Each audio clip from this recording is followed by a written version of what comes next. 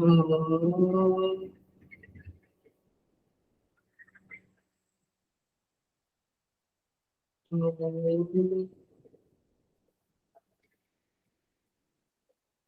सहनावतु सहनो भुनक्तु सह वीर्यं करवावहै तेजस्विनावधीतमस्तु मा विद्विषावहै। ओम शांति शांति शांति। समस्त जन कल्याणे निरतं करुणामय नमामि चिन्मय देवं सद्गुरुं ब्रह्मविद्युतं।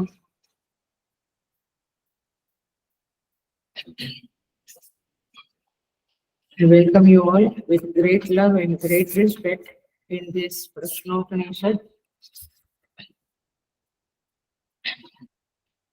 discourses.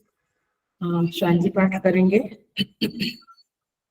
ओम भद्रं कर्णेभिः शृणुयाम देवाः भद्रं पश्येमाक्षभिर्यजत्साः स्थिरैरङ्गैस्तुष्टुवागं सस्तनूभिः व्यसेम देवहितं यदायुः स्वस्ति न इन्द्रो वृद्धश्रवाः स्वस्ति न पूषा विश्ववेदाः स्वस्ति नस्ताक्ष्यो अरिष्टनेमिः स्वस्ति नो बृहस्पतिर्दधातु। ओम शांति शांति शांति। सो हम प्रश्नोपनिषद के छठे प्रश्न में है, 6th क्वेश्चन, और मंत्र नंबर है 6।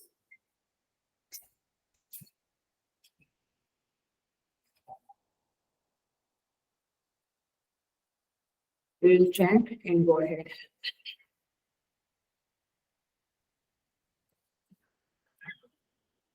अरा इव रतनाभो कलाः यस्मिन् प्रतिष्ठिताः तं वेद्यं पुरुषं वेद यथा मावो मृत्युः परियथा इति। प्रश्नोपनिषद में ये छठा प्रश्न का छठा मंत्र है। यहाँ पे कहते हैं अरा इव रथनाभो, रथनाभि में जैसे, नाभि माने उपैया होता है ना नीचे, जैसे अरे लगे होते हैं ना, उसको क्या कहते हैं, स्पॉक्स, वो लगे हुए होते हैं, जैसे उसमें सेंटर में स्पॉक्स लगे हुए होते हैं, वैसे कला यस्मिन् प्रतिष्ठिताः, जिसमें, जिस पुरुष में, षोडश कला पुरुष में कला लगी हुई है, जैसे अरे लगे हुए हैं, स्पॉक्स लगे हुए हैं सेंटर में, वैसे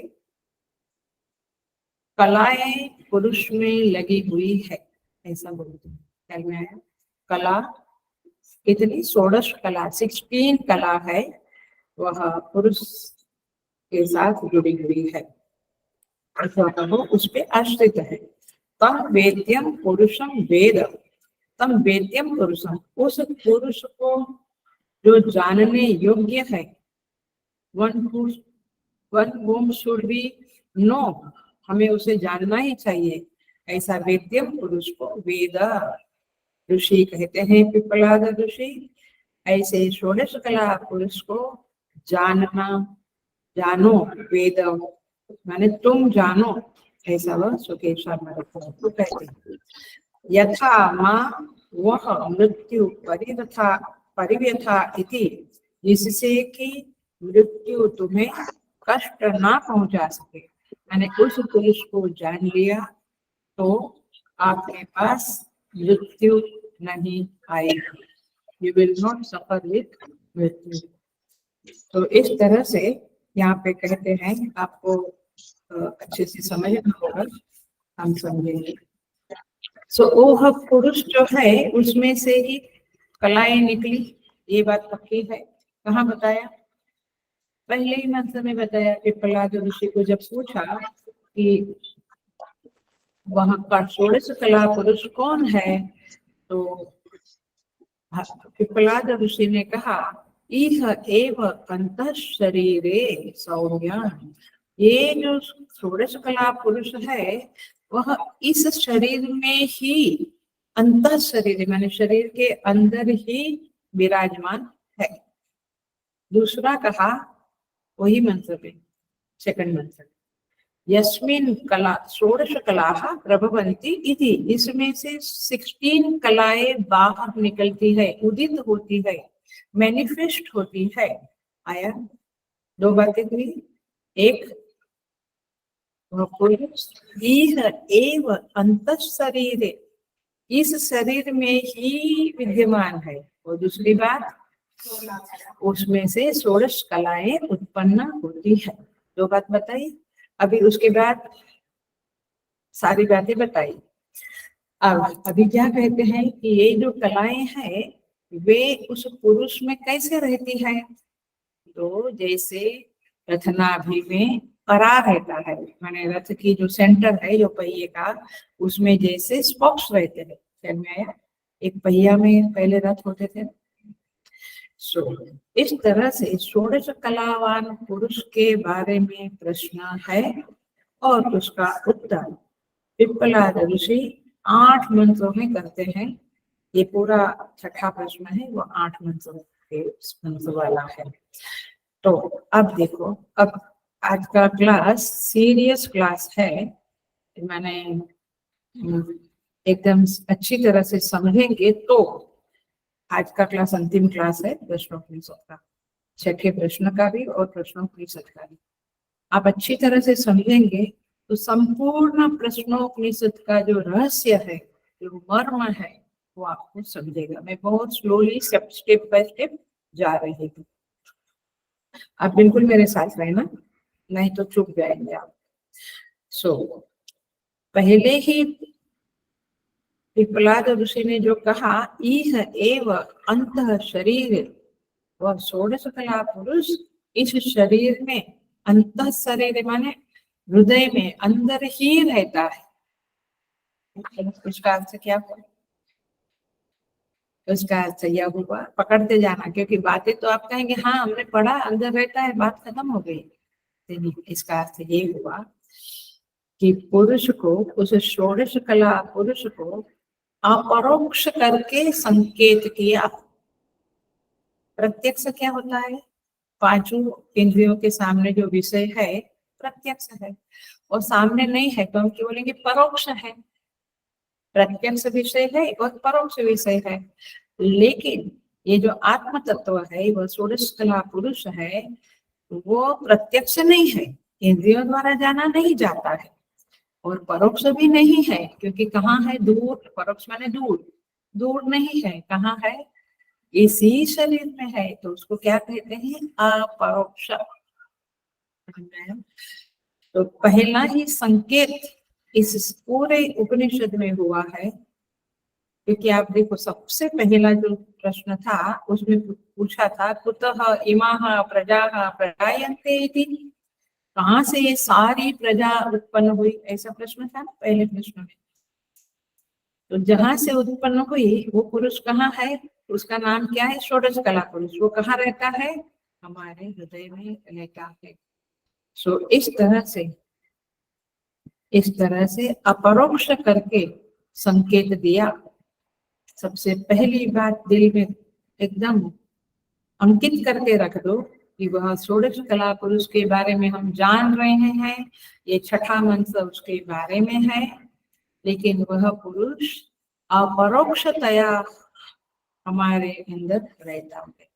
अपरोक्ष माने प्रत्यक्ष नहीं, परोक्ष नहीं, लेकिन अपरोक्ष माने जिसकी अनुभूति सतत होती है, कोई अस्तित्व है, एग्जिस्टेंस है, जिसके कारण मैं हूँ, वह अस्तित्व ही षोडश कला पुरुष है, और वो अपरोक्ष करके रहता है। That is number 1। इह एव अंतः शरीर, इसका अर्थ यह हुआ, अस्मिन काले माने इस समय में, अस्मिन देशे माने अस्मिन काले, अस्मिन देशे माने इस देश में, वर्तमानः सः पुरुषः इति, वह पुरुष वर्तमान है। वर्तमान है माने वो यहाँ पर ही रहता है, इज देयर, इज एग्जिस्टिंग कहाँ, इधर, अस्मिन् काले अस्मिन् देशे सह पुरुषः वर्तमानः, वह वर्तमान है, वह विद्यमान है, अब भी है, इस समय में है, इस देश में, माने मेरे हृदय देश में है। ये बात, ये पहला ही जो आंसर है पिपलाद ऋषि का, षोडश कला पुरुष कहाँ रहता है, तो ये बात बता दी। तो ये आपको पहली बात ध्यान में रखनी है। सो स पुरुषः वर्तमान देशे, वर्तमानः अस्मिन् काले अस्मिन् देशे। अब इसका अर्थ क्या हुआ, वो अन्यस्मिन् देश में नहीं है और कहीं नहीं, इधर ही है। अन्यस्मिन् काले नहीं है कि दूसरे कोई काल में मिलेगा, ऐसा नहीं है, वो अभी है। तो अन्यस्मिन् देशे, अन्यस्मिन् काले, अन्यस्मिन् वस्तुनि, ऐसा नहीं है, ये साथ साथ अपरोक्ष, साथ साथ। सो प्रथम मंत्र में पुरुष की अपरोक्षता, और मैं एक और शब्द डालती हूँ, नित्य अपरोक्षता। अपरोक्षता तो बताई, लेकिन नित्य अपरोक्षता बताई गई।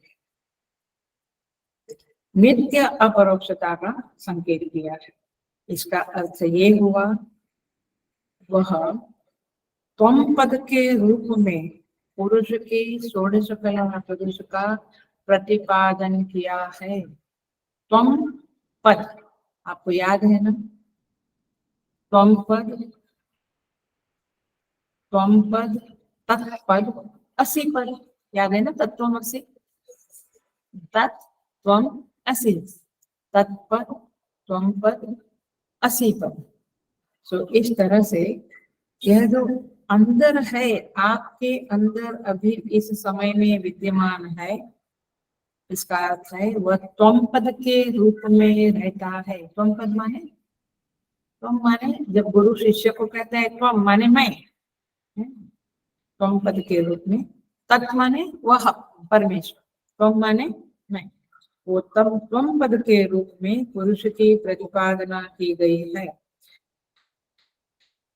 ओके, यहाँ तक ठीक समझ में आ रहा है। इसका अर्थ यह हुआ, हेलो, अब तुम्हारा साधना का पॉइंट आता है। इसका अर्थ यह हुआ कि आपके अनुसंधान की दिशा, आपके अनुसंधान की दिशा बहिर्मुख नहीं होनी चाहिए।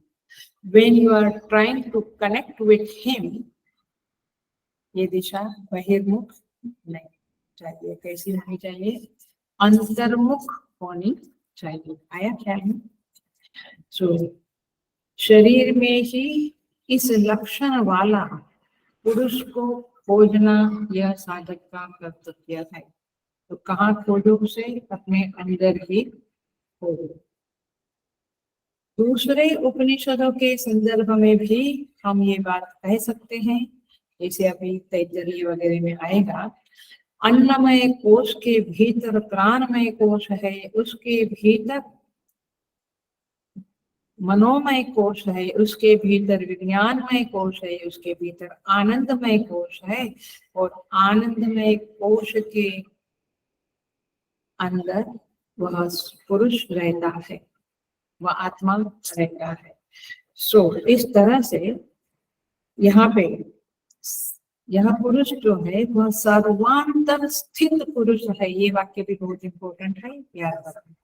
सर्वांतर, सबके अंतर स्थित यह पुरुष है, केवल आपके अंदर नहीं, सर्वांतर स्थित वह पुरुष है। और त्वम पदार्थ का लक्ष्यार्थ यही षोडश कला पुरुष सर्वांतर स्थित पुरुष है। यानी त्वम पदार्थ, त्वम पद किसको कहा, तो इसी षोडश कला पुरुष जो हृदय में स्थित है उसको कहते हैं। उसको शास्त्रीय भाषा में ऐसे बोलेंगे, वह सर्वांतर स्थित आत्मा त्वम पदार्थ का लक्ष्यार्थ है। हो गई बात पक्की? त्वम पदार्थ तत्त्वम असी में त्वम पक्का हो गया, यस बिल्कुल पक्का हो गया। त्वम माने मैं ही हुआ और वह पुरुष जो हृदय में विराजमान है वो दोनों एक ही है। अब दूसरा शब्द आता है, भगवान भाष्यकार कहते हैं कि वह पुरुष कहाँ रहता है, अंदर माने कहाँ रहता है, तो कहते हैं पुरुष शब्द की जो व्युत्पत्ति है वो ऐसे है, पुरी शयनात् इति पुरुष, पुरी शयनात् इति पुरुष।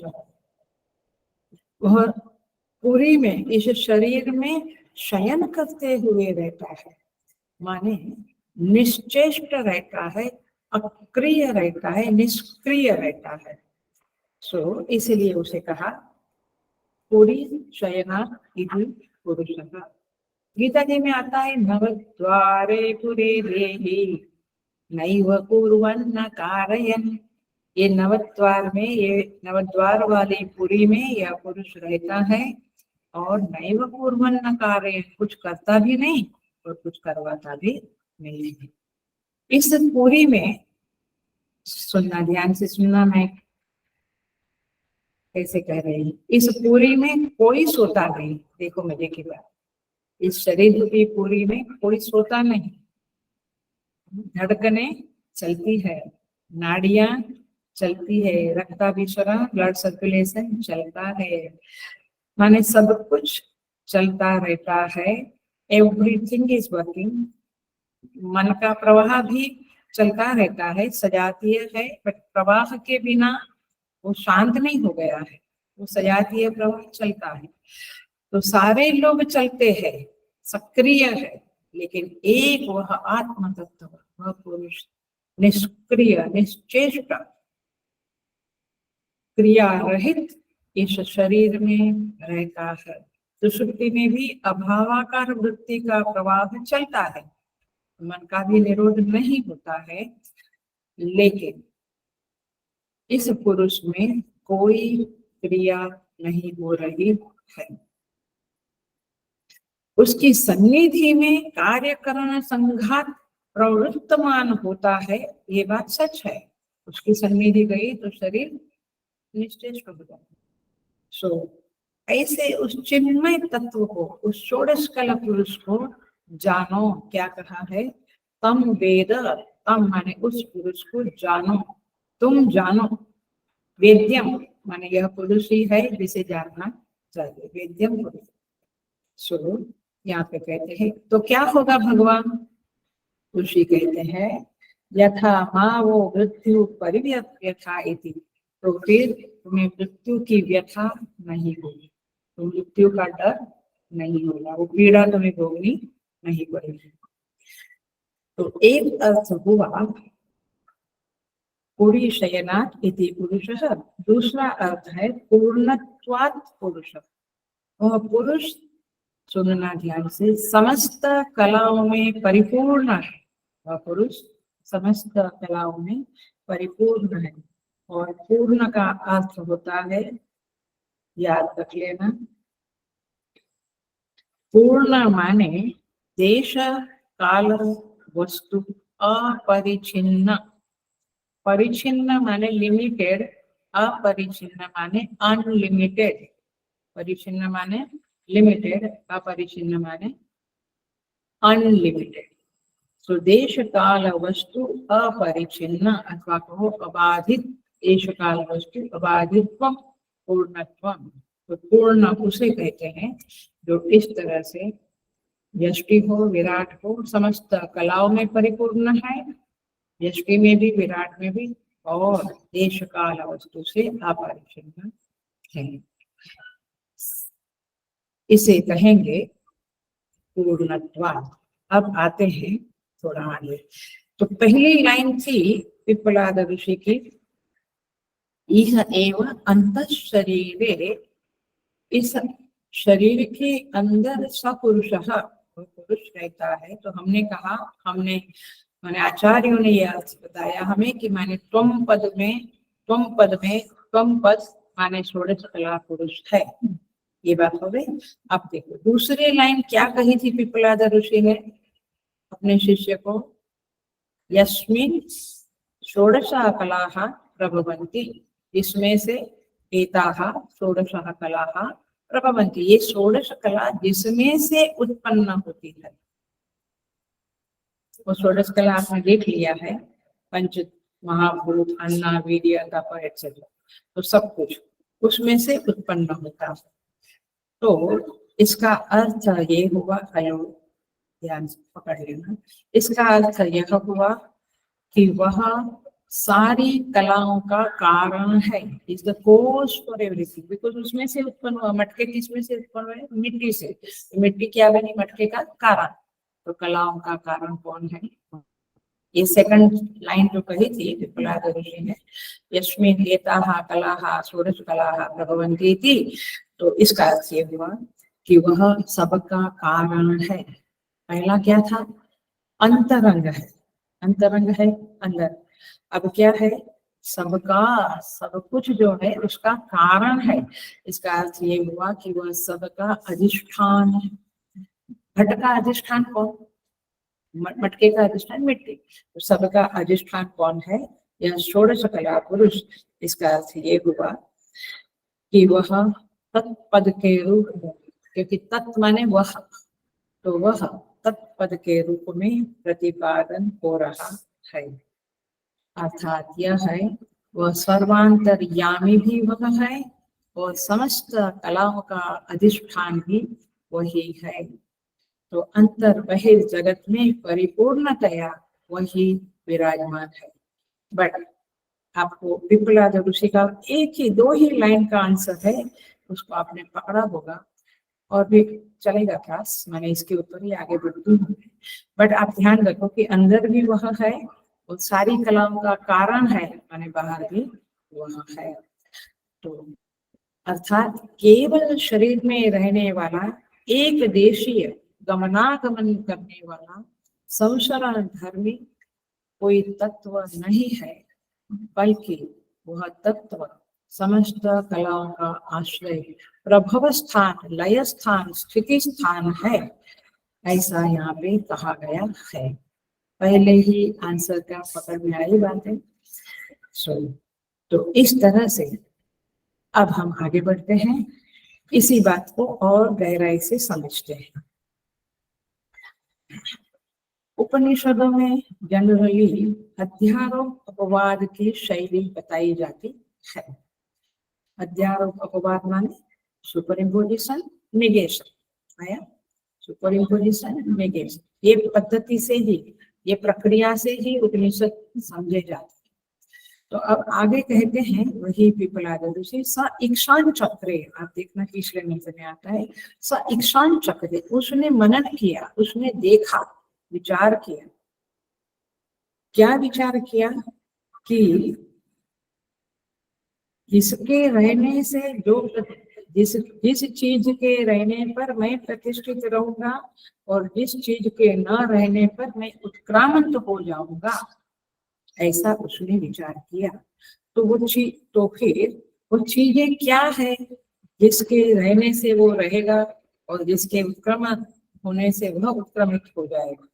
तो उसने विचार किया, तो चीजें क्या है, क्या है जिसके रहने से वो रहेगा और नहीं रहने से? वो चीजों का नाम है कलाहा, षोडश कलाहा। अब देखना, आप मनन करना पड़ेगा आपको, लेकिन तो यहाँ पे ऐसा सिद्ध होता है कि वह पुरुष कलावान भी है और ऐसा भी है कि वह कला के बगैर भी रहता है, षोडश कलाओं के बिना भी रहता है और षोडश कलावान भी वह है। तो उससे ये सब उत्पन्न हुआ। तो कलाएं जो है, ये कलाएं जो उससे उत्पन्न हुई, इसको अब बिल्कुल क्लियर हो जाएगा आपको। वेदांत की भाषा में बोला जाए तो नंबर 1 भोगायतनम, क्या बोला? पंचमहाभूत बोला। सबसे पहले प्राण, प्राण से श्रद्धा उत्पन्न हुई, श्रद्धा के बाद पंच आकाश, वायु, अग्नि, जल, और ये पंच महाभूत से क्या बना है? शरीर बना है, हमारा शरीर बना है और सारा जगत बना है। तो भोगायतनम, ये शास्त्रीय टेक्निकल वर्ड है वेदांत का। भोगायतनम माने भोग करने के लिए जो आयतन है, आयतन माने स्थान है, निवास स्थान। सारे भोग हम कहाँ कहाँ भोगते हैं? हम कहेंगे कमरे में भोगते हैं, डाइनिंग टेबल पे भोगते हैं, बट आपका शरीर नहीं है तो शरीर में भोगते हैं ना। तो शरीर क्या बना? भोगों का आयतन बना, जहाँ पे आप भोग भोग सकते हैं। तो भोगायतन माने शरीर। और फिर भोग माने पंच महाभूत। भोग साधना, भोग साधना माने है क्या कहा? उससे फिर इंद्रियां उत्पन्न हुई, फिर मन उत्पन्न हुआ। पता है ना, कला में षोडश कला आपको याद रखना पड़ेगा। तो षोडश कला में मन इंद्रिया आया, तो ये क्या है? भोग साधन है। आप आंखों से देखते हैं, कान से सुनते, भोग करते हैं ना, आंखों रसने इंद्रिय से चखते हैं, जिह्वा से। तो ये सब इंद्रियां क्या हुई? भोग साधन। और मन क्या हुआ? भोग साधन। मन से भी आप भोगते। तो भोगायतनम और भोग साधनम। और तीसरा है भोग क्षेत्र। भोग का क्षेत्र क्या है? वो कहाँ रहता है? शरीर में हम उसे भोगते हैं। वो 10 रसगुल्ला, 5 रसगुल्ला भोगते हैं, बाकी के रसगुल्ले किधर रहते हैं? भोग क्षेत्र समझ में आता है? तीसरा भोग क्षेत्र माने जगत। हेलो, पकड़ में आई बात? भोग का क्षेत्र क्या? भोग कहाँ रहता है? जगत, जगत में रहता है। ये सुंदर सुंदर फूल है, ये पेड़ पत्ते है, ये आकाश वायुपन है, ये सब कुछ जो दिखता है, पर्वत नदियां, सब कुछ कहाँ है? हाँ, जगत में। तो भोग क्षेत्र माने जगत, भोगायतन माने शरीर, और भोग क्षेत्र माने भोग साधन माने इंद्रिया और मन। तो सारी षोडश कलाएं देखो, मैं फिर से बोल देती हूँ, आप इसको अच्छे से पकड़ लेना। हमारी बात क्या चल रही है ये आपको समझना पड़ेगा। सो भोग साधन में भोगायतनम माने शरीर, भोग साधन माने इंद्रिया और मन, और बाकी जो भी चीजें कलाओं में बताई है वह सब कुछ भोग क्षेत्र में आता है। और डेवलप करूंगी इसको, क्या बाकी के 7वां और 8वां खास कुछ माने बहुत छोटे श्लोक है, माने कंक्लूड कर देंगे, लेकिन इसको अच्छे से समझो तो पूरा प्रश्न अपने से समझ में आ जाएगा। सो भोगायतन, भोग क्षेत्र और भोग साधन, ये 3 ही है।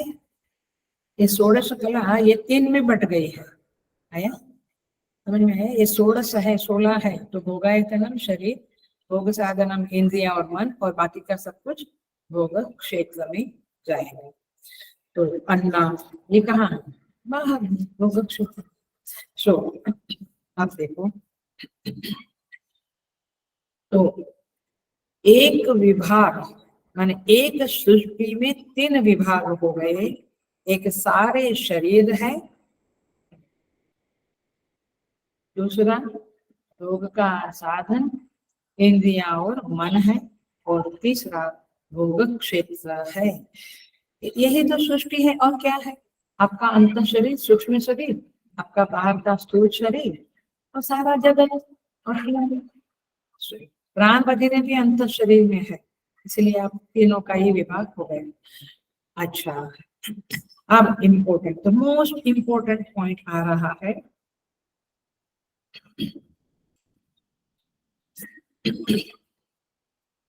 अब ये पूरी की पूरी सृष्टि हो गई। षोडश कला इज इक्वल टू द भोगायतनम, भोग क्षेत्र और भोग साधन, माने सारी सृष्टि और हम सब कुछ आ गया उसमें। अब ये किसके लिए है? ये सृष्टि, ये सब कुछ शरीर वगैरह किसके लिए? समझ में आया? किसके लिए? किसके लिए? भोक्ता के लिए है। मैंने रसगुल्ला किसके लिए बनाते हैं? कोई खाने वाला ही ना हो। ये देख, ये सुंदर सुंदर चीजें भगवान ने क्यों बनाई? भोक्ता, भोक्ता माने एंजॉयर, डूअर माने माने माई सेल्फ। आई बात से, भोक्ता माने कोई और भोक्ता नहीं समझना। कर्ता भोक्ता कौन है? डूअर एंड एंजॉयर मैं हूँ। तो भोक्ता के लिए बनाई, माने ये सृष्टि मेरे लिए बनी है। भोक्ता के लिए ये सृष्टि है, सृष्टि का प्रयोजन भोक्ता है, ये बात समझने वाली। षोडश कला पुरुष की बात हो रही है। षोडश कला पुरुष मैं ही हूँ, ऐसा आगे आएगा, क्योंकि तुम्हारे चेहरे पे कंफ्यूजन है करके। वो षोडश कला पुरुष मैं ही हूँ, और कलाएं क्या है? ये भोगायतनम, भोग साधनम और भोगक्षेत्र, माने सारा जगत और ये शरीर, भाई हो गए, यही तो है। तो सृष्टि का एकमात्र प्रयोजन भोक्ता है। तो सृष्टि के केंद्र में कौन है? जैसे घर में बहुत सालों से बच्चे, माने बच्चा नहीं हुआ है, एक बच्चा आता है घर में, माने जन्म होता है उसका, तो सारे घर का केंद्र कौन बनता है? वो बच्चा बनता है। ऐसे सारा का सारा जो सृष्टि है उसके केंद्र में कौन है? मैं हूँ। क्योंकि मेरे बिना सृष्टि का कोई मतलब नहीं है। तो सृष्टि के केंद्र में भोक्ता है। अभी मैं तो आपको मैं करके बता दिया, बट स्लोली डेवलपमेंट में भोक्ता ही शब्द हम बोलेंगे। तो भोक्ता है, तो सृष्टि भोक्ता के लिए बनाई गई है। तो ऐसा दिखाई देता है कि यहाँ अनेक चीजें में जो भोग साधन के रूप में वर्तन कर रही है, मैंने को क्या, इंद्रिया, 10 इंद्रिया, मन एक्सेट्रा, और भोग क्षेत्र के रूप में और भोगायतन के रूप में ये सारी कलाएं विद्यमान है।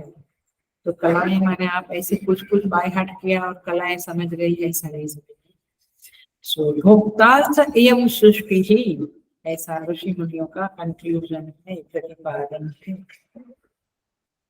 आप देखो, तो कलाएं माने भोगायतनम, भोग साधनम और भोग क्षेत्र।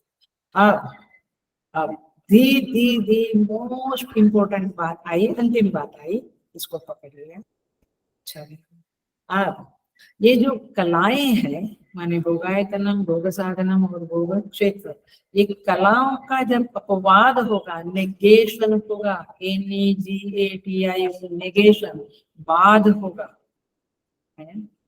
उस बाद माने क्या? मिथ्यात्वेन निश्चय। उसको जब मिथ्या समझेंगे ना इस षोडश कला को, तब तब उसका कहेंगे अपवाद करेंगे, तब जाकर ये पुरुष जो है, जो चौथे पांचवें मंत्र में कहा था, अकलो अमृतो भवति, पिछले क्लास में कहा था, पुरुष अकल अमृत बन जाएगा, अकल अमृत बन जाएगा। तो इस तरह से बन जाएगा, माने अपने को अकल अमृत महसूस करेगा, अनुभव करेगा, रियलाइजेशन करेगा। तो मुख्य उद्देश्य क्या है पूरे के पूरे प्रश्नोपनिषद का? उतः इमाः प्रजाः प्रजायन्ते, जहाँ से प्रजा निकली, फिर सारा कुछ उसका वर्णन आया, अवस्थाओं का वर्णन आया, और अभी षोडश कला पुरुष का वर्णन आया। सबका उद्देश्य क्या है? इसका मर्म, इसका रहस्य यही है, ये बातें समझने के बाद कि हम उस कलाओं का अपवाद माने बाद, नेगेशन करने की साधना शुरू कर दे। और ये ज्ञान साधना है माय डियर साधकास, ये ज्ञान साधना है। बाकी जप किया, तप किया, सब कुछ किया, वो मिथ्या की परिधि में ही हम करते हैं। और ये अपवाद कर दिया, निगेशन कर दिया। षोडश कला माने जगत, शरीर, इंद्रियां, मन, किसी भी चीज का महत्व न रहे, सबसे वैराग्य हो जाए, सबका सबके प्रति मिथ्यात्व बुद्धि हो जाना ही क्या है? इस उपनिषद का आदेश है, अथवा कहो कि संकेत है। सो ठीक है यहाँ तक।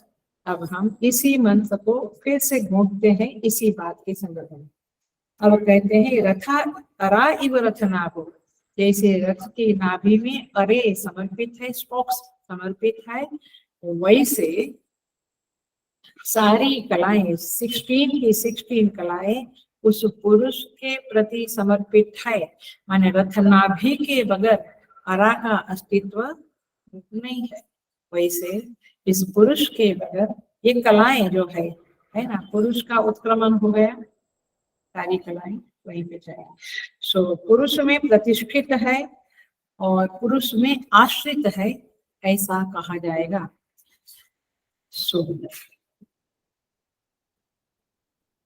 अब देखो माने कहाँ समर्पित है, भोक्ता में समर्पित है। मैं शब्द का इधर पहले षोडश कला बोलती हूँ फिर भोक्ता बोलती हूँ, आप कंफ्यूज नहीं होना, it is one and same thing, वो एक ही बात है।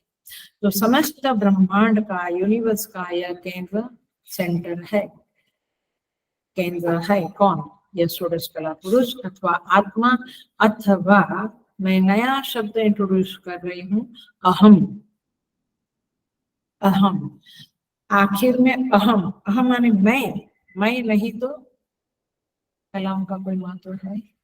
तो सारा का सारी कलाओं का केंद्र कौन है, भोक्ता माने मैं, माने अहम। तो अहम ही है और कोई हो नहीं सकता, और जिसको ये बात पच जाती है वह मुक्ति का अधिकारी बन जाता है। इसीलिए ये शरीर का केंद्र हृदय, शीर पैर हृदय नहीं है, लेकिन क्या है, अहम है। समझ में आई हो? चलिए, भोगायतनम का, अब देखो मैं थोड़ी विश्लेषण में जाती हूँ पुनः। भोगायतनम का जो केंद्र है वह तो अहम है। ये शरीर का केंद्र कौन है, अहम। ये शरीर किसका है, मेरा है, मैं हूँ इसका केंद्र। भोगायतनम का केंद्र तो अहम है, ये पक्का है। भोग साधन का केंद्र, यही बात है जो यहाँ पे कही है कि सारी कला उसमें प्रतिष्ठित है। इसी बात को मैं समझा रही हूँ, आप कहीं इधर उधर नहीं समझना अथवा जाना नहीं। थ्रेड को पकड़े हुए हूँ मैं, धागे को पकड़े हुए। तो समर्पिता माने कैसे, अब हमने ये तो बता दिया कि कलाएं उसमें समर्पित है, अब उसको ही थोड़ा और डिटेल में बता रही हूँ, एनालिसिस करके बता रही हूँ।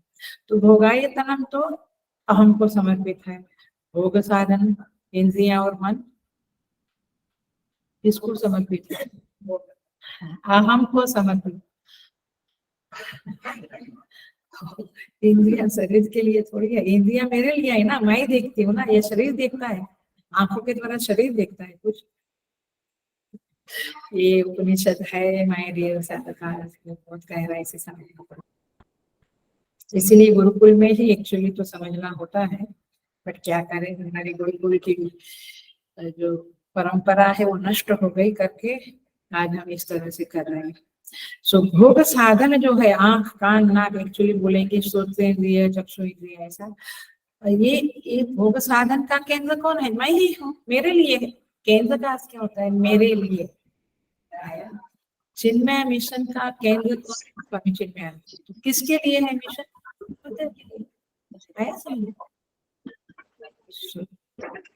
इस तरह से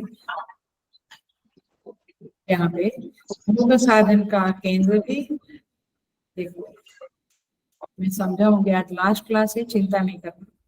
देखो चक्षु इंद्रिय जो है उत्पन्न कहाँ से हुई, उस आत्मा से ही उत्पन्न हुई, माने वहीं से वो स्फुरित होती है। जब देखने की वृत्ति उत्पन्न होती है तो अंदर से उत्पन्न होती है, और देखकर वस्तु लाई वो किसको देती है, वापस अंदर ही देती है, भोक्ता को देती है। इसलिए जो 5वें मंत्र में ये शब्द था पुरुषायनाः शब्द था, जैसे नदियां समुद्र की ओर दौड़ती है, वहां समाप्त होती है और अपने आप को कृतार्थ मानती है, वैसे इंद्रियां जब भोग लाती है तो भोक्ता को देती है तो अपने आप को कृतार्थ मानती है। तो पुरुषायनाः माने पुरुष ही उन इंद्रियों का अयन है। अयन माने आश्रय स्थान। मैं कहाँ रहता है, मेरे घर में, मेरा घर क्या है, मेरा आश्रय स्थान है। वैसे इंद्रियों का आश्रय स्थान क्या है, वह पुरुष है। तो पुरुषायनाः, देखिए उपनिषद, मुझे तो बहुत आश्चर्य होता है, कई बार लोग कहते हैं हमने पढ़ लिया, ऐसे नहीं पढ़ा। कितनी बार आप पढ़ो, एक एक शब्द को सोचो, आपको कहाँ से कहाँ कनेक्शन मिलेगा। ये मनन की, चिंतन की आदत पड़ती है और ईश्वर कृपा होती है तो ये खुलते रहते हैं शब्द। तो पुरुषायनाः इसी का अर्थ है भोग साधनम जो है वह भी उस षोडश कला पुरुष में समर्पित है, क्योंकि ये इंद्रियां जो है शब्द स्पर्श वगैरह वह जाती है और वापस जो लेके आती है विषय, वो भोक्ता को ही समर्पित करती है। तो भोक्ता माने अहम, तो भोग साधन के केंद्र में भी अहम है। इसी तरह से वृत्तियां, मन की वृत्तियां भी जाती है और वापस अंदर ही शमित होती है। तो इस तरह से भोग साधन का केंद्र अहम हुआ। अब क्या रह गया?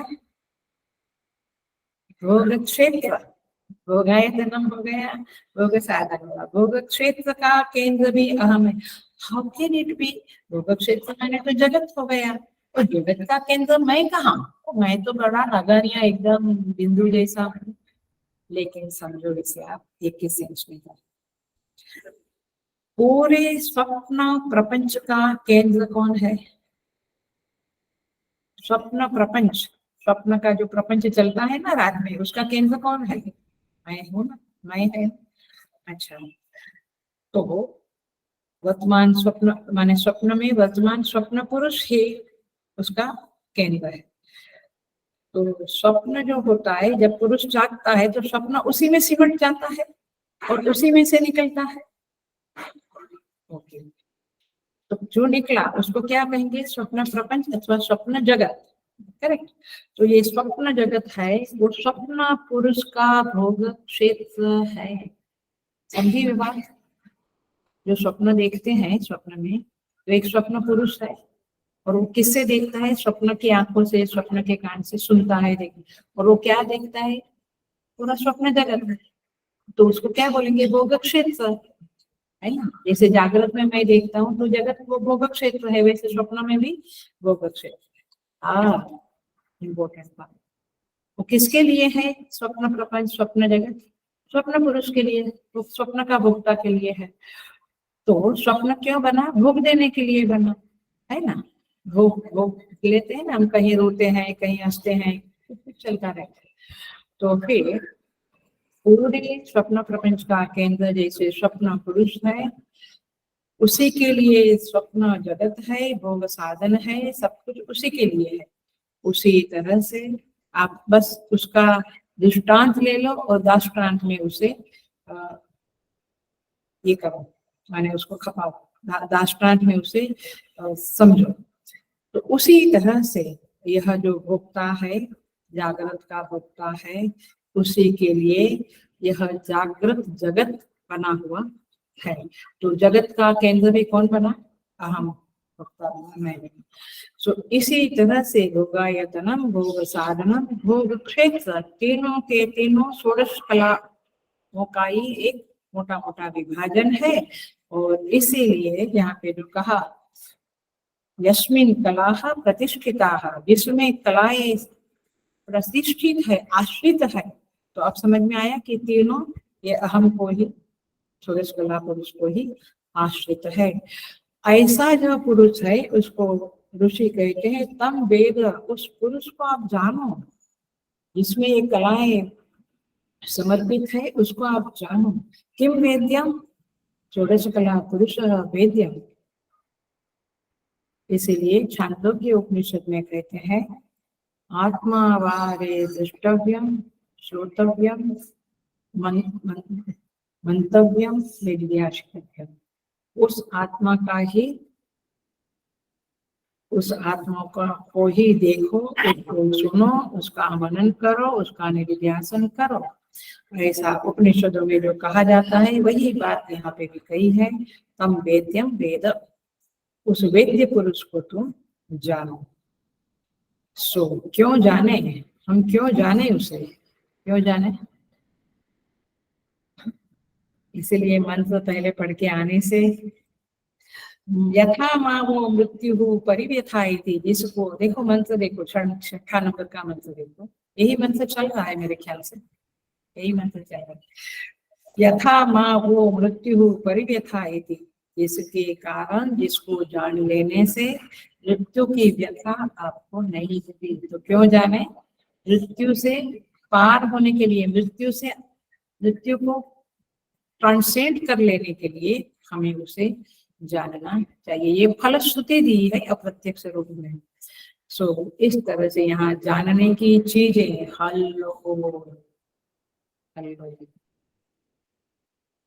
साधक को कह रही हूँ मैं, मैंने आचार्य लोग कह रहे हैं, जानने की चीजें,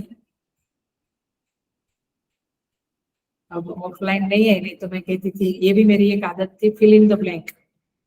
जानने की चीजें फिल इन द ब्लैंक नहीं है, क्या आएगा? जानने की चीजें कलाएं नहीं है, और हम कलाओं को जानने के पीछे सारा जीवन समर्पित कर देते हैं।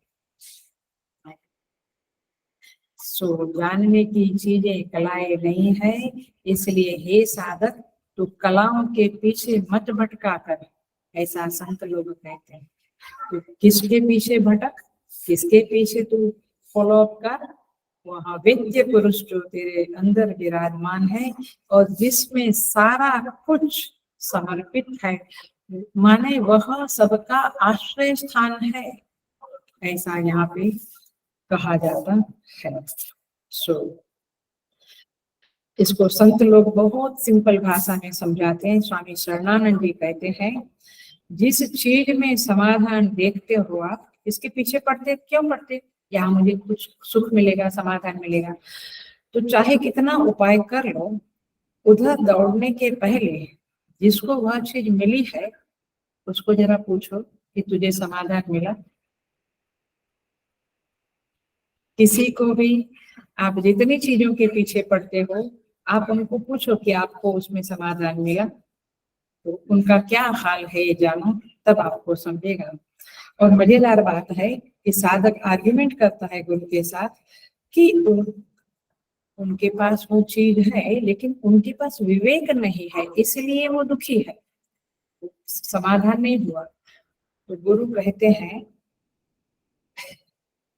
माने शिष्य कहता है, मैं तो विवेक के साथ इन सब जगत की चीजों को धारण करूंगा, तो मुझे तो समाधान हो जाएगा। गुरु कहते हैं कि आप समझो, जब उनके पास साधक नहीं था, ये जगत की चीजें नहीं थी, तब उसके अंदर विवेक बहुत था। तो जैसे चीजें मिली, उसका विवेक नष्ट हो गया। समझ, ये जगत की रीति बड़ा मार्मिक कन्वर्सेशन है, आप इसे धारण कर साधना में बहुत सहाय होगी। तो तात्पर्य ये है, ये सच्चाई को हम जाने और उस पुरुष को प्राप्त करने की कोशिश करें। तो हम आगे बढ़ते हैं। बाय हार्ट माने आत्मसात हो जाता है, हो जाते हैं ये कंसेप्ट, और तब उपनिषद हमें डाइजेस्ट होते हैं। आगे कहते हैं 7वें मंत्र में, तान ह उवाच एतावत् एव अहम एतत् परम ब्रह्म वेद न अतः परम अस्ति इति। तब उस सुकेशा भारद्वाज को पिपलाद मुनि ने कहा, इस पर ब्रह्म को एतावद एव, मैं इतना ही जानता हूँ, न अतः परम अस्ति, इससे अन्य कुछ भी ज्ञातव्य, जानने जैसा, टू बी नोन, और कुछ भी इससे ज्यादा कुछ भी ज्ञातव्य नहीं है। इसमें थोड़ा सा ही है, हम देखते हैं। माने उस पर ब्रह्म को मैं इतना जानता हूँ कि वह अंत शरीर में है और उसमें से सारी कलाएं उत्पन्न हुई है। लेकिन इस 2 वाक्य में पिपलाद ऋषि ने सारी बातें बता दी, सारी बातें बता दी। तो शिष्य को ऐसा न लगे कि कुछ जानना रह गया, इसीलिए गुरु ने क्या कहा, न अतः परम अस्ति, इससे ज्यादा कुछ जानने लायक है ही नहीं, इसलिए अभी कुछ बिना जाना रह गया। ऐसी शिष्य की आशंका की निवृत्ति के लिए, देखो भाष्य में ये शब्द है, मैं वहीं से पढ़ रही हूँ, गुरु ने ऐसा कह दिया। और दूसरा, उस शिष्य में कृतार्थ बुद्धि उत्पन्न हो गई। कृतार्थ बुद्धि माने अब मुझे और कुछ न जानना है, न सुनना है, न बोलना है, न करना है। अहम कृतार्थ, मैं कृतार्थ हो गया, ऐसी कृतार्थता की बुद्धि उत्पन्न हुए, इसलिए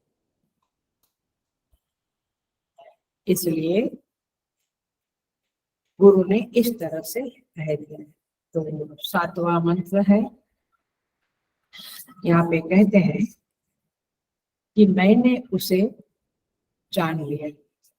एतावत एव, वह इतना ही है। आप इसके संदर्भ में मैं एक बड़ा ही जबरदस्त क्लू देने जा रही हूँ, आप इसको पकड़ लेना, समझ लेना, वेरी इंपॉर्टेंट क्लू है। हम कहते हैं, लोग कहते हैं भगवान को पूरी तरह से कौन जान सकता है, ऐसा कहते हैं ना हम, भगवान को कौन जान सकता है।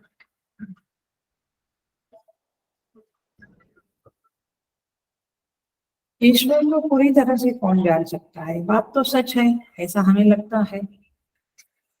लेकिन देखो यहाँ पे एक क्लू है, जागतिक ज्ञान का यही स्वरूप है। जगत का जो ज्ञान है उसका यही स्वरूप है। उसमें किसी भी चीज को कोई भी संपूर्णतया जान नहीं सकता है। कोई व्यक्ति जगत की किसी चीज को पूर्णतया नहीं जान सकती है, ये जगत के ज्ञान का लक्षण है। लेकिन अब मेन बात है, लेकिन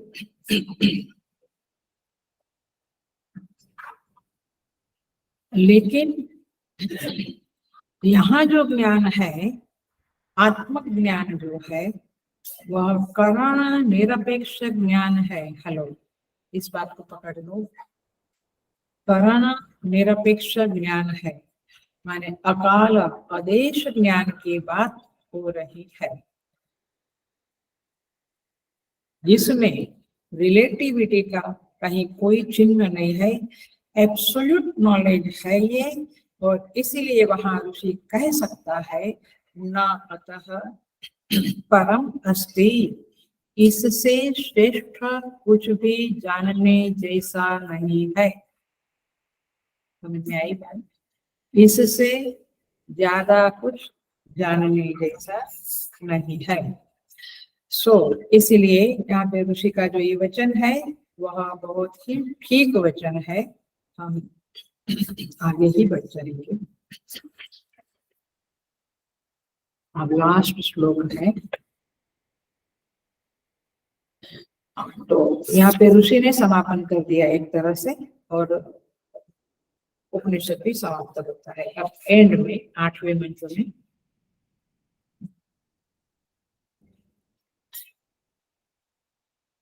ये शिष्य जो है वह प्रार्थना करता है, अर्चना करता है, वंदना करता है, स्तुति करता है। ते तम अर्चयन्तः त्वं हि नः पिता यो अस्माकम् अविद्यायाः परं पारं तारयसि इति।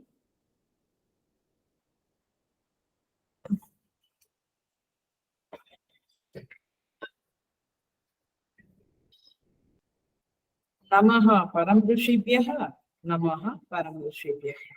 क्या कहते हैं? ते माने उन शिष्यों ने, तम तम माने उस पिपलादमि की, अर्चयन्तः अर्चना किया, फूलों से अर्चना किया, प्रणिपात किया, वंदन किया, और अब स्तुति करते हैं। क्या स्तुति करते हैं? तम त्वं हि नः पिता, नः माने हमारे, वास्तव में आप ही हमारे पिता है। त्वं हि नः, नः माने हमारे पिता हो। नंबर 2 क्या कहा? यह अस्माकं अविद्यायाः परं पारं तारयसि इति, जिन्होंने हमें अविद्या के दूसरे पार पहुंचा दिया है। अविद्या से हमें दूसरे किनारे लगा दिया है। नमः परम ऋषिभ्यः, नमः परम ऋषिभ्यः। आप परम ऋषि को हमारा नमस्कार हो, नमस्कार हो, ऐसा यहाँ पे कहते हैं। इसको हम देख लें।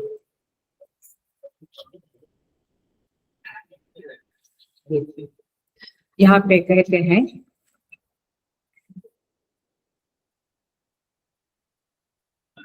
अब जो ऋषि लोग आए थे वे कैसे थे? परम ब्रह्म अन्वेषमाणाः परानिष्ठा। याद आता है बिगिनिंग में कहा था वे लोग कैसे हैं? परब्रह्म की शोध करने वाले,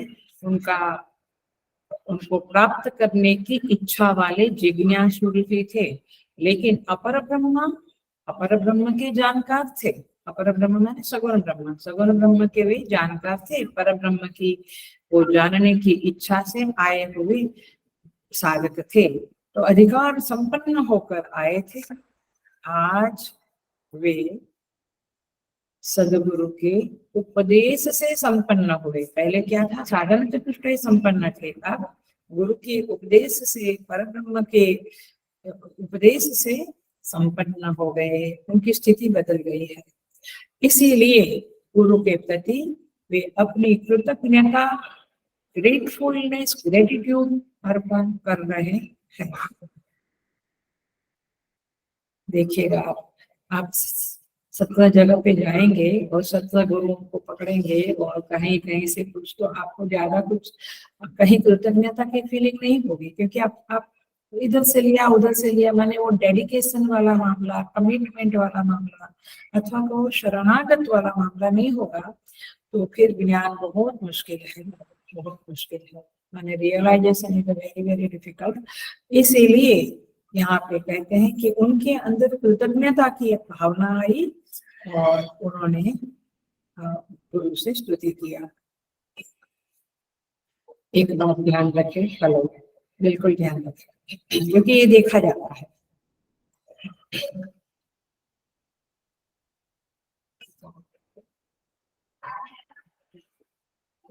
व्यक्ति जब कुछ प्राप्त करता है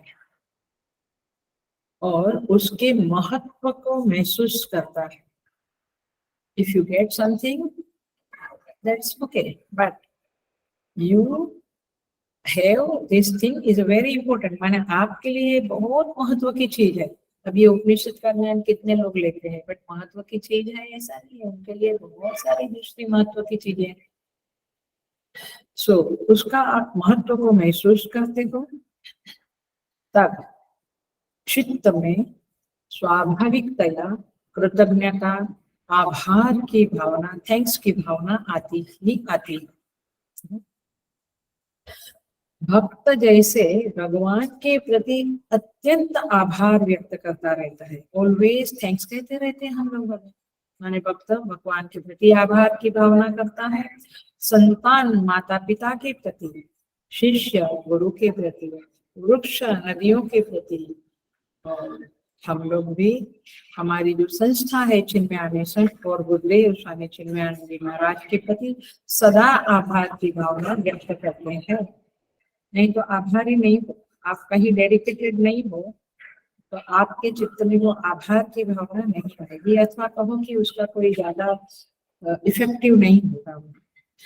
तो इस तरह से उदात्त चित्त में भावनाओं का स्फुरण होता है, संचरण होता है, ये स्वाभाविक है।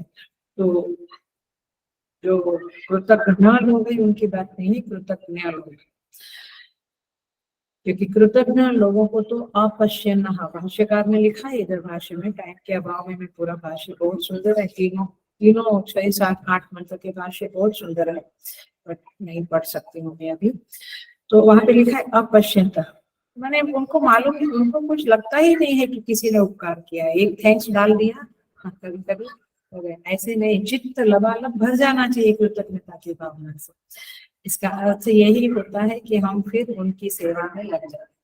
जो मेरे ऊपर उपकार किया ये महसूस हुआ मुझे, कृतज्ञता आई, तो कृतज्ञता का की अभिव्यक्ति यही है कि हम उनकी सेवा में लगे, तब जाके कृतज्ञता। I am thankful God, I am thankful to you. अरे थैंकफुल है, लेकिन तू सृष्टि के लिए क्या करता? भगवान की सृष्टि के लिए कुछ करता है। तो तेतम अर्चयंतः, उन्होंने गुरु की अर्चना की, पुष्पांजलि बिखेर दी, शिरसा साष्टांग प्रणाम किए और क्या कहा? त्वं ही नः पिता, आप ही हमारे पिता हो। भाष्यकार बहुत सुंदर लिखा है, इसका मर्म है। उसका मर्म है।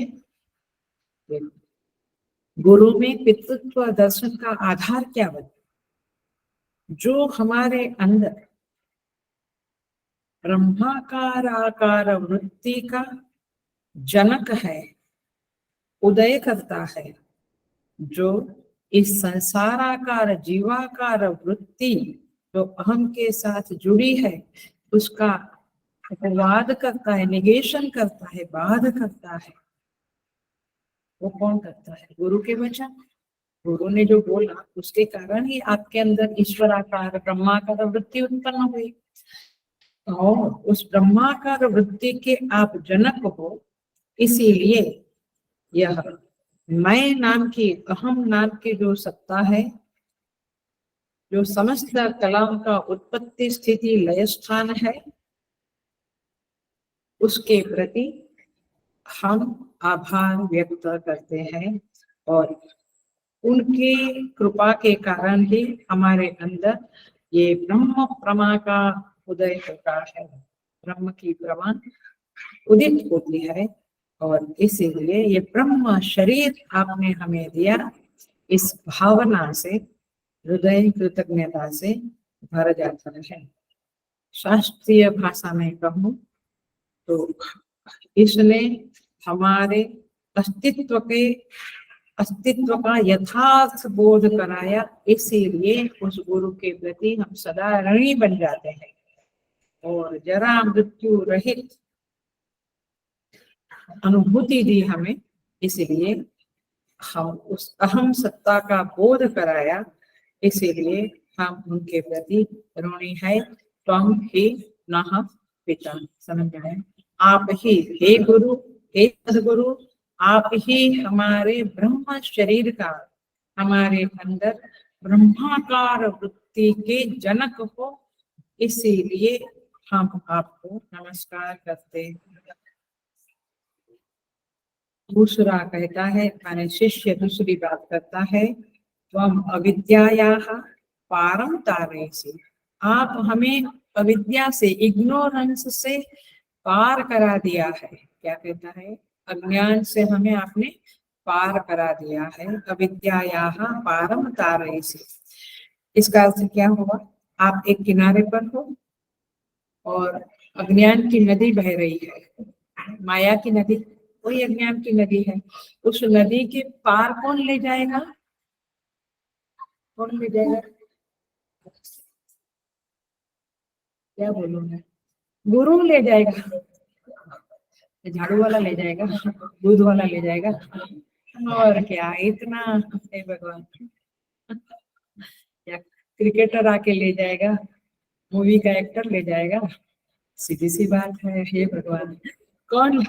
और यहाँ प्रार्थना है, हे गुरु आप हमें माया के उस पार ले जा रहे हो। यही होता है, 1 घंटे का क्लास है ना, तो एंड में दिमाग शटअप हो जाता है और जल्दी जल्दी करो ऐसा हो जाता है, तो दिमाग आंसर आता ही नहीं। अविद्या या पारम तारयसि, आप हमें अविद्या से पार करोगे। तो माया नदी माने अविद्या नदी के उस पार कौन ले जाएगा?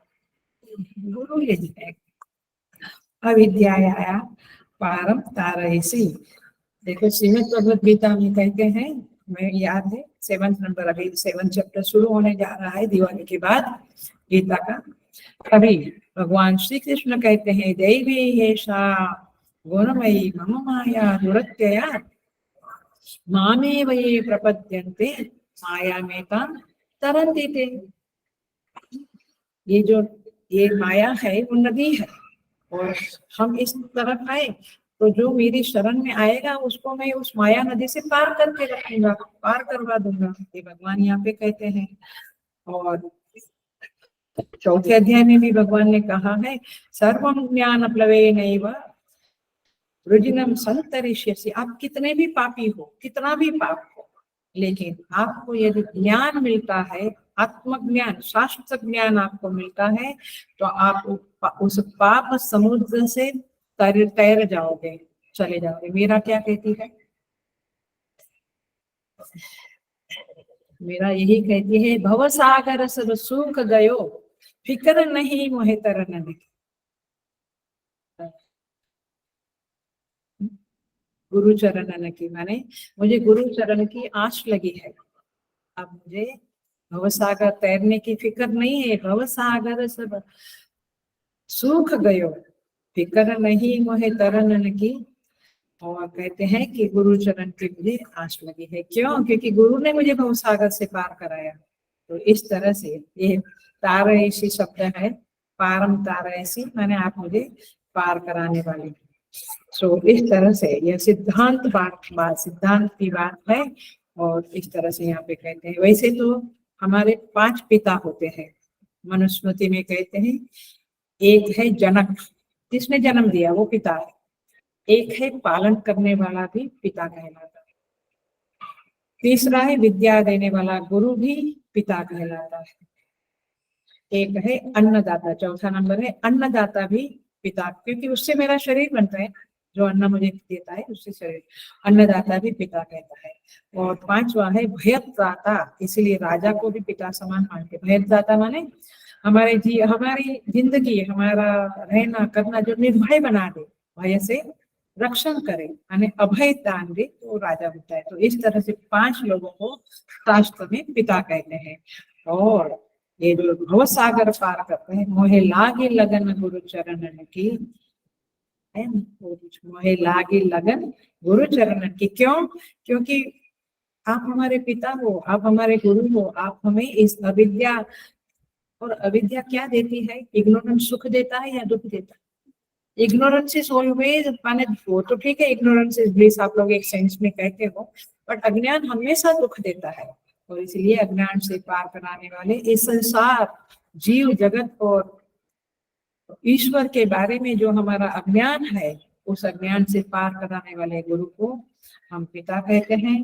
और इसीलिए बहुत आपने उपकार किया है, और इसीलिए ये नमस्कार का अर्थ होता है कि अब हम अपना जीवन, अपना शरीर परिचारक के रूप में आपके चरणों में समर्पित करते हैं, ऐसा शिष्य गुरु को कहता है। वैसे तो कण कण के प्रति, जगत के कण कण के प्रति हम सदा ऋणी है। माता पिता, नदियां, वृक्ष और सारी जो जगत की चीजें हैं, वो सब का, सूर्य, चंद्र, तारे, नक्षत्र, माने हर चीज हमारे ऊपर उपकार करती है। और इसलिए हमारी हिंदू संस्कृति जो है वो कृतज्ञता की संस्कृति है। बाहर की संस्कृति भोग की संस्कृति है, याद रखना इस बात। चाहे आप भेजते रहो, आप भेजेंगे ही बेटे को बाहर, भेजते रहो, लेकिन बाहर की ये शास्त्रों की बात है, संतों की बात है, वो भोग संस्कृति है, हमारी कृतज्ञता की संस्कृति है। तो कृतज्ञता का, ग्रेटिट्यूड का मतलब है कि हम उनकी सेवा करें, पहाड़ों की, नदियों की, वृक्षों की, प्रकृति की सेवा करें हम, क्योंकि उनका उपकार है। तो हमारी संस्कृति कृतज्ञता की नहीं है, अनग्रेटफुलनेस की नहीं है, ग्रेटफुलनेस की संस्कृति है हमारी। और इसलिए यहाँ पे ये शिष्य लोगों को ये ज्ञान हुआ, और इसलिए क्या कहते हैं, तीसरा वाक्य, नमः परम ऋषिभ्यः, नमः परम ऋषिभ्यः, हे ऋषिगण हम आपको नमस्कार करते हैं, हम आपको नमस्कार करते हैं। 2 बार नमस्कार का अर्थ है ग्रंथ यहाँ पे पूरा होता है, कन्वर्सेशन का पूरा होता है। तो परंपरा को संभालने वाले, सिद्ध करने वाले लोग जो तपस्वी होते हैं, ये शब्द बड़े इंपॉर्टेंट है, मैं थोड़ा फास्ट बोल रही हूँ, वे लोगों ने इस परंपरा को संभाला है, और उन गुरुजनों की कृपा से उन्होंने परंपरा को संभाल के हमें ये ज्ञान दिया। इसीलिए ये परंपरा के हम ऋणी है, और इसीलिए उन्होंने शुद्ध विद्या, शुद्ध रूप में ये ब्रह्म विद्या हमें दी। मैं बहुत इंपॉर्टेंट पॉइंट बोलने जा रही हूँ, ज्यादा लंबाऊंगी नहीं, क्योंकि आप लोग सोच लेना उसके बारे में। क्योंकि कई लोग इस ब्रह्म विद्या को मनोरंजन के रूप में, लोक रंजन के रूप में, लोकेशना वित्तेषणा के संदर्भ में इस प्रवचनों का उपयोग करते हैं। लेकिन जिन्होंने शुद्ध विद्या दी है, हमें शुद्ध ब्रह्म विद्या का दान दिया है, उन गुरुजनों का हम बहुत उपकार मानते हैं। और हमारा ये कर्तव्य बनता है कि हम भी शुद्ध ब्रह्म विद्या को ही परंपरा से लोगों को देवें, ना कि मनोरंजन मुल्ला नासरुद्दीन एंड क्या ये सब आने से तो क्राउड मिलेगा आपको, शुद्ध ब्रह्म विद्या में क्राउड नहीं मिलेगा, but you don't get depressed. आपको शुद्ध ब्रह्म विद्या को ही देना है और योग्य व्यक्ति उसको ग्रहण करेंगे। और इसलिए इसको डाइल्यूटेड मत करना। कभी भी उपनिषद के क्लास आप लोग भी लेंगे, कितने लोग लेते भी हैं हमारे पास पढ़ते हुए, लेकिन उसे आप डाइल्यूटेड नहीं करना, उसी फॉर्म, चाहे लोगों को धीरे धीरे समझाओ, बट उसी शुद्ध ब्रह्म विद्या के रूप में आप उस परंपरा को कंटिन्यू करो, ऐसा यहाँ पे एक संकेत है। और इस तरह से जिज्ञासु का बड़ा उपकारी उपनिषद ये प्रश्नोपनिषद है, जिसे हम समापन कर रहे हैं। और उसके साथ साथ हम परम पूज्य गुरुदेव और परमेश्वर के प्रति अपनी कृतज्ञता अर्पित करते हैं। उनकी सेवा का संकल्प तो हमने लिया ही है, आप सब भी लेवें, ऐसा मैं आग्रह करूंगी। और हमारी जो भी गलती हुई है मैंने आप लोगों को कन्वे करने में, उसे प्रभु क्षमा करे, ऐसा मैं भगवान से प्रार्थना करूंगी। और आप लोगों को भी बहुत बहुत आशीर्वाद, क्योंकि आप इस ब्रह्म विद्या के उपनिषद के वर्ग में इतने समय से कंटिन्यूअसली जुड़े रहे हो, इसीलिए। और मैं प्रार्थना भी करूंगी कि भगवान हम सबको, आपको भी, हम सबको इस उपनिषदों का जो मर्म है, इसका जो रहस्य है वो उजागर करे और उस परम तत्व को हम रियलाइज करें, रियलाइजेशन होवे, ऐसे हम प्रार्थना करते हुए। इसका फलश्रुति यही है कि चित्त शुद्धि होवे और रियलाइजेशन होवे। इसी प्रार्थना के साथ हम इस उपनिषद को समापन करते हैं, पूर्ण करते हैं। और पूर्णमद पूर्णमिदं पूर्णात् पूर्णमुदच्यते पूर्णस्य पूर्णमादाय पूर्णमेवावशिष्यते। ओम शांति शांति शांति। हरि ओम। श्री गुरुभ्यो नमः। हरि ओम।